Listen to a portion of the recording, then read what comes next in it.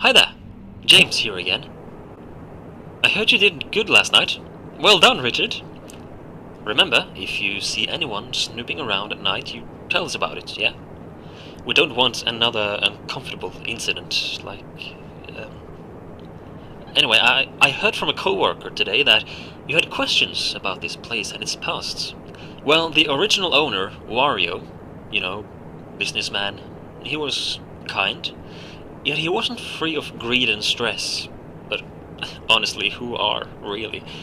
He was clever, and he had that boss-type personality, you know? It was him and his business partner Waluigi who started this factory and the Wario's brand as a whole.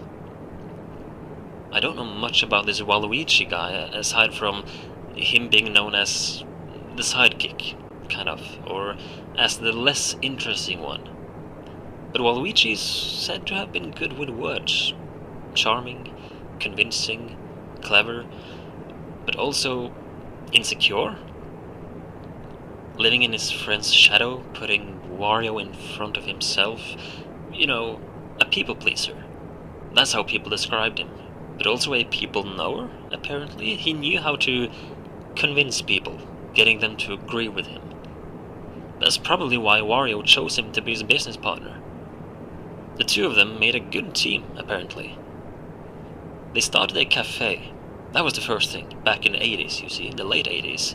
Wario's Cafe, it was their first business, and that's also where this secret recipe of his found its footing and grew popular.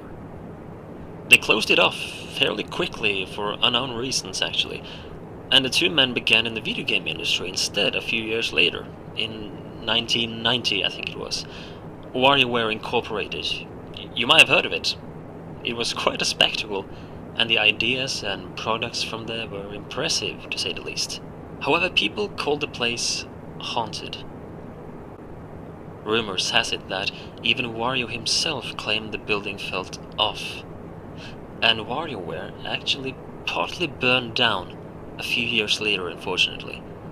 It must have been an electrical fire, I guess. But that's when they were able to found their third establishment, which was this very fast food factory. I think it was a lifelong dream of Wario to build this factory, and finally it was up. And things were going well until, you know, I told you the owner died.